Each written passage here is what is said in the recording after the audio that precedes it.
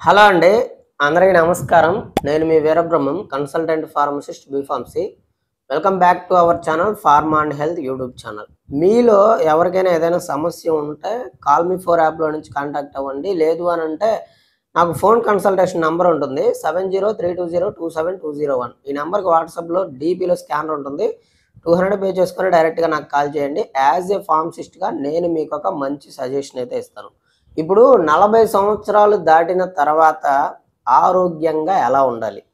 Even BP, sugar and హార్ట్‌కి సంబంధించిన complaints ఉన్నప్పటికీ ఆరోగ్యంగా ఎలా ఉండాలి అనేది నేను మీకు ఈ వీడియోలో చెప్పబోతున్నాను. వీడియో అనేది ఎక్కడ స్కిప్ చేయకుండా చివరి వరకు చూసి అన్ని విషయాలు తెలుసుకోండి.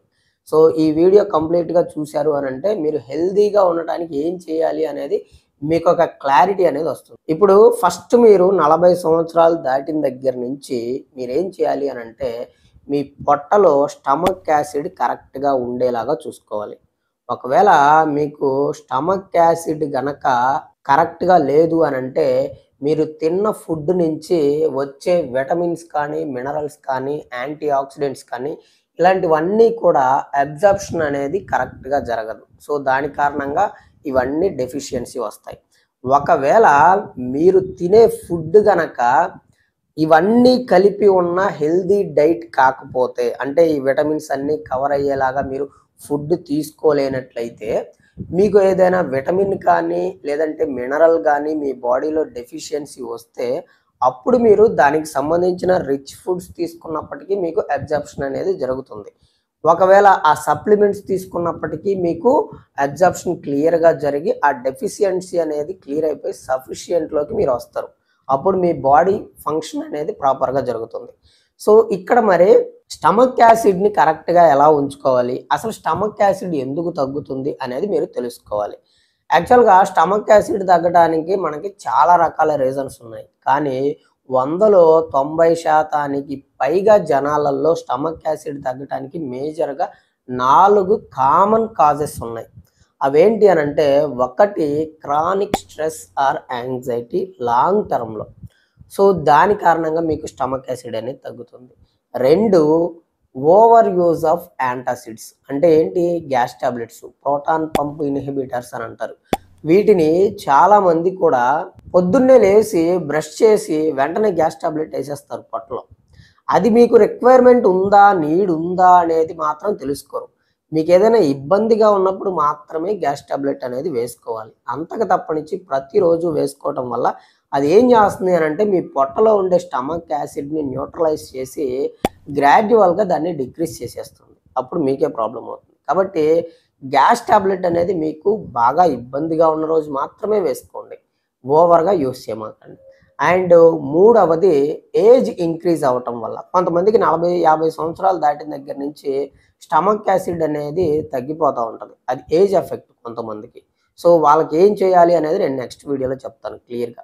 నాలుగవది హెచ్ పైలోరీ ఇన్ఫెక్షన్ ఉండటం. ఈ 4 కారణాల చేత ముఖ్యంగా ఈ స్టమక్ యాసిడ్ అనేది తక్కువవుతుంది. వీటిని జాగ్రత్తగా ఉంచుకోండి. స్టమక్ యాసిడ్ అనేది పొట్టలో పర్ఫెక్ట్‌గా ఉంటుంది. ఇంకా బీపీ గానీ, షుగర్ గానీ, హార్ట్‌కి సంబంధించిన కంప్లెయింట్స్ కానీ ఉన్నప్పుడు హెల్తీగా ఎలా ఉండాలి అనంటే, ఫర్ ఎగ్జాంపుల్ మీరు షుగర్ తోటి సఫర్ అవుతా ఉన్నారు. షుగర్‌కి టాబ్లెట్స్ మింగుతా ఉన్నారు. షుగర్ టాబ్లెట్స్‌లో ముఖ్యంగా మనకి ఏముంటుంది? మెట్ఫార్మిన్ లేకుండా అసలు షుగర్ టాబ్లెట్స్ అనేవి ఏవి ఉండవు. సో మెట్ఫార్మిన్ మీరు డైలీగా తీసుకోవటం మూలంగా మీ బాడీలో విటమిన్ బి1 అంటే థయమిన్, విటమిన్ బి12 అంటే మెథైల్‌కోబాలమిన్ ఇవి 2 కూడా మీకు డిప్లీట్ అవుతాయన్నమాట. అంటే డెస్ట్రాయ్ అయిపోతాయి. అదొకటి గుర్తుపెట్టుకోండి. సో అవి డెస్ట్రాయ్ అయిపోయినప్పుడు అండ్ మీకు షుగర్ గనక మీరు కంట్రోల్ చేసుకోకుండా లాంగ్ టర్మ్‌లో గనక మీ బ్లడ్‌లో షుగర్ లెవెల్స్ గనక హైలో ఉన్నట్టయితే మీ బాడీలో నెర్వ్ డ్యామేజ్ జరగొచ్చు ఆర్ నెర్వ్ పైన ఉన్న మైలిన్ షీత్ డ్యామేజ్ అవ్వచ్చు. సో ఇక్కడ 2 విషయాలు గుర్తుపెట్టుకోండి. మీ బాడీలో మెట్ఫార్మిన్ టాబ్లెట్స్ వేసుకోవటం వల్ల డిప్లీట్ అయిన బి1 అండ్ బి12 షుగర్‌ని కంట్రోల్ చేసుకోకపోవటం వల్ల డ్యామేజ్ అయిన న్యూరాన్స్ పైన ఉన్న మైలిన్ షీత్ ఈ 2 ప్రాబ్లమ్స్‌లో మీకు ఒకటే లక్షణాలు కనబడతాయి. అంటే ఏంటి? కాళ్ళు, చేతులు బాగా నొప్పులుగా ఉండటం, తిమ్మురులుగా ఉండటం, మొద్దుబారినట్టు ఉండటం, సూదులతో గుచ్చినట్లు ఉండటం, స్పర్శ తెలియకపోవడం సరిగ్గా, ఇలాంటి లక్షణాలనేవి ఈ 2 రకాల దాంట్లో కూడా ఉంటాయి. సో, ఈ 2 లక్షణాలకి కూడా మీకు యాజ్ యూజువల్‌గా B12, B1 డెఫిషియన్సీ వచ్చినప్పుడు అవి 2 యూజ్ చేసుకుంటే సరిపోద్ది. అండ్ ఈ లక్షణాలు వచ్చినప్పుడు నెర్వ్ డ్యామేజ్ అయినప్పుడు కూడా B1 అంటే బెన్ఫోథైమిన్ ఫ్యాట్ సాల్యుబుల్ విటమిన్ మీకు బాగా యూజ్ అవుతుంది. సో, దాన్ని యూజ్ చేసుకోవడం వల్ల మీకు నెర్వ్ డ్యామేజ్ అనేది రీస్టోర్ అవుతుంది. పైన మైలిన్ షీత్ కూడా నిదానంగా రీస్టోర్ అయ్యి ఈ లక్షణాలు తగ్గిపోతాయి. అండ్ వన్ మోర్ థింగ్ ఏంటంటే ఇక్కడ మీకు షుగర్‌ని కంట్రోల్ చేసుకోలేకపోతున్నామని చాలామంది అంటూ ఉంటారు. యాక్చువల్‌గా షుగర్ వచ్చిన తర్వాత మీకు టాబ్లెట్స్ తీసుకోవడము కరెక్ట్‌గా అండ్ ఎక్సర్సైజ్ చేయడము కరెక్ట్‌గా అండ్ డైట్ ప్లాన్ చేయడం, ఈ 3 మాత్రమే చేస్తూ ఉంటారు చాలామంది. ఒక్క విషయాన్ని మాత్రం మర్చిపోతున్నారు. అదేంటి అనంటే మీ బాడీలో డిప్లీట్ అవుతున్న విటమిన్స్‌ని అండ్ మినరల్స్‌ని రీస్టోర్ చేసుకోకపోవడం. సో, దాని కారణంగా మీకు బ్లడ్‌లో అనే షుగర్ లెవెల్స్ తగ్గవు అండ్ HbA1c లెవెల్స్ కూడా తగ్గవు అనమాట. అలాంటప్పుడు మీరు ఏం చేయాలి అనంటే కొన్ని రకాల మినరల్స్‌ని తీసుకోవాల్సి వస్తుంది. వాటిల్లో ముఖ్యంగా క్రోమియం. క్రోమియంలో కూడా క్రోమియం పైకోలినేట్ ఏం చేస్తుంది అనంటే మీకు HbA1c లెవెల్స్‌ని డిక్రీజ్ చేస్తుంది. బ్లడ్‌లో షుగర్ లెవెల్స్‌ని కంట్రోల్ చేస్తుంది. అండ్ వన్ మోర్ థింగ్, ఇంకొక మినరల్ ఏంటి అనంటే magnesium. Magnesium is the very very very important mineral. Sugar ఉన్న పేషెంట్లో మెగ్నీషియం షుగర్ని ఇది ఎలా చేస్తుంది అనంటే మీకు ఇన్సులిన్ రెసిస్టెన్స్ని తగ్గించి షుగర్ లెవెల్స్ని కంట్రోల్ చేస్తుంది. అండ్ ఈ మెగ్నీషియం అనేది 350 డిఫరెంట్ టైప్స్ ఆఫ్ ఎంజైమ్స్కి కోఫాక్టర్గా ఉంటుంది. కాబట్టి ఆ ఎంజైమ్స్లో చాలా వరకు ఎంజైమ్స్ మీకు గ్లూకోజ్ మెటబాలిజం పైన డైరెక్ట్గా ప్రభావితం చూపిస్తాయి. కాబట్టి మెగ్నీషియం డెఫిషియన్సీ వచ్చినప్పుడు కూడా మీకు షుగర్ తొందరగా కంట్రోల్ అవ్వదు. కాబట్టి మీరు షుగర్ కంట్రోల్ అవ్వాలి అనంటే పైన ఇప్పుడు నేను చెప్పిన విటమిన్స్, ఈ 2 మినరల్స్ కూడా తీసుకోవాల్సి ఉంటుంది.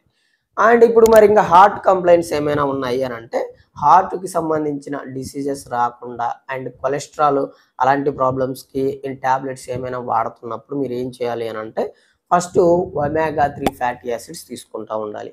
ఒమేగా-3 ఫ్యాటీ యాసిడ్స్‌లో 2 రకాలు ఉన్నాయి. ప్లాంట్ బేస్డ్ అండ్ మనకి బయట దొరికే సప్లిమెంట్. ప్లాంట్ బేస్డ్‌నే మనకి వాల్నట్స్, ఫ్లాక్స్ సీడ్స్ ఇలాంటివి తీసుకోవటం వల్ల వీటి నుంచి మనకి ఆల్ఫా లైనోలెనిక్ యాసిడ్ అనే ఫామ్ తయారైపోతుంది. అదే ప్లాంట్ బేస్డ్ ఒమేగా-3 ఫ్యాటీ యాసిడ్స్ అన్నమాట. రెండవది EPA అండ్ DHA. ఇది మనకి బయట దొరికే సప్లిమెంట్స్. ఇవి కూడా మనకి హార్ట్ హెల్త్‌లో చాలా ఇంపార్టెంట్ కీ రోల్ ప్లే చేస్తాయి. అంటే ఏం చేస్తాయి అనంటే ఇవి ముఖ్యంగా ట్రైగ్లిజరైడ్స్‌ని తగ్గిస్తాయి అండ్ బీపీని తగ్గిస్తాయి, హై బీపీని తగ్గిస్తాయి. అండ్ వన్ మోర్ థింగ్ ఏంటంటే ఆర్టరీస్‌లో మనకి ఫ్లాక్యూస్ ఫామ్ అవుతూ ఉంటాయి. ఆ ఫ్లాక్యూస్ ఫామ్ అవటం కారణంగా ఎక్కువగా గుండె జబ్బులు వచ్చే ఛాన్స్ ఉంటాయి. ఆ ఫ్లాక్యూస్‌ని ఫామ్ అవ్వకుండా చేసేయే ఈ ఒమేగా-3 ఫ్యాటీ యాసిడ్స్ అన్నట్టు. ఈ ఒమేగా-3 ఫ్యాటీ యాసిడ్స్ వాడే వాళ్ళల్లో 100కి 45% మందిలో హార్ట్ డిసీజెస్లు కానీ హార్ట్ అటాక్ కానీ వచ్చే ఛాన్స్ అనేది రెడ్యూస్ అయిపోతుంది అని చెప్పేసి రీసెర్చ్ చేసిన సైంటిస్టులు చెప్తున్నారు. అండ్ ఫైనల్గా ఇంకొకటి హార్ట్ హెల్త్లో మనకి ఇంపార్టెన్స్ ఉంది ఏంటంటే కోఎంజైమ్ Q10. కోఎంజైమ్ Q10 ఏం చేస్తుంది అనంటే మనకి మైటోకాండ్రియాకి శక్తి కావాలి కదా, ఆ మైటోకాండ్రియాకి శక్తినిచ్చేది, ఫ్యూయల్గా పనిచేసేది ఈ కోఎంజైమ్ Q10 అనమాట. ఇది ఇండైరెక్ట్గా మనకి హార్ట్ మజిల్కి కూడా ఎనర్జీని పంపిస్తుంది అనమాట. ఎప్పుడైతే మీకు కోఎంజైమ్ Q10 డెఫిషియన్సీ వస్తుందో హార్ట్ మజిల్ ఫంక్షన్లో మీకు తేడాలు వస్తాయి అన్నమాట. కాబట్టి ఆ డిమాండ్కి తగ్గ ఎనర్జీ సప్లై మీకు ఈ మైటోకాండ్రియా నుంచి జరగాలి అంటే కోఎంజైమ్ Q10 అనేది మీ బాడీలో కరెక్ట్గా ఉండాలి. ఇది మీకు కొన్ని సందర్భాల్లో డిప్లీట్ అవుతుంది. అది ఏ సందర్భాలు అనంటే చాలామంది ఈ స్టాటిన్ డ్రగ్స్ వాడుతూ ఉంటారు. ఏది మన కొలెస్ట్రాల్ని తగ్గించుకోవడం కోసం. వాటి వల్ల మీకు కోఎంజైమ్ Q10 అనేది డిప్లీట్ అయ్యే ఛాన్స్ ఉంటుంది. కాబట్టి దాన్ని మీరు బ్యాలెన్స్డ్గా ఉంచుకోండి. దాని మూలంగా హార్ట్ హెల్త్ అనేది కంప్లీట్గా హెల్తీగా ఉంటుంది. సో అదండి. ఇంకా మీకు ఏదైనా డౌట్ ఉంటే కామెంట్ చేయండి, ఆర్ కాల్ మీ ఫోర్ యాప్లో నుంచి కానీ ఫోన్ కన్సల్టేషన్ నుంచి కానీ కాల్ చేయండి. అంతవరకు సెలవు మరి. నమస్కారం. నేను మీ Veerabrahmam, consultant pharmacist, B pharmacy.